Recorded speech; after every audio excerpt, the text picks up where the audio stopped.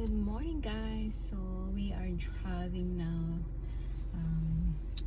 Yun, wala na akong gas. So kukuha muna kami ng gas. Maglo-load muna kami ng gas. Tingnan nyo guys, ang ganda na ng mga leaves. Look, red.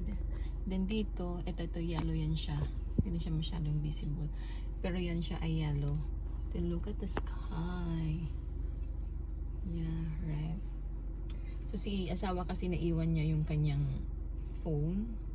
So kukunin niya yung phone niya muna. So napaka-importante ng cellphone ngayon. So meron pa dito around sa neighborhood. Ayan. Ang ganda ng mga kulay ng dahon. Galing na. Wala kasi to sa atin sa Pilipinas eh. Yung nag-iiba yung kulay ng dahon. So yung amin naman, sa area namin.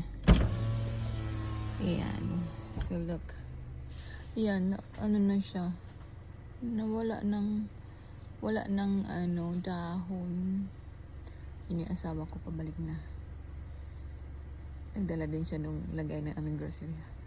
Ay, sorry. Yan yung Miata niya. Ginamit niya yan. Doon yung Lexus niya. Anyway, ginamit niya yan kahapon papasok sa trabaho. So, ayan. So, we're driving now.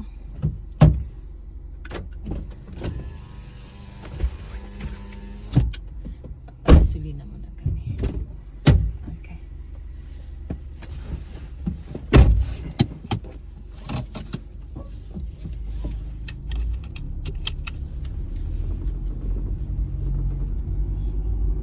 Yeah, right. So ayan, ang ganda na dito sa US. Yung mga dahon nag-iiba ang color. We don't have that in the Philippines.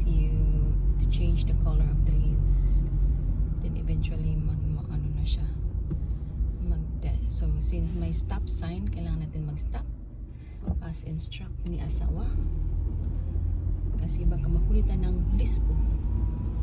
Yan. So palabas to ng aming subdivision. So ang speed limit lang dito is 25.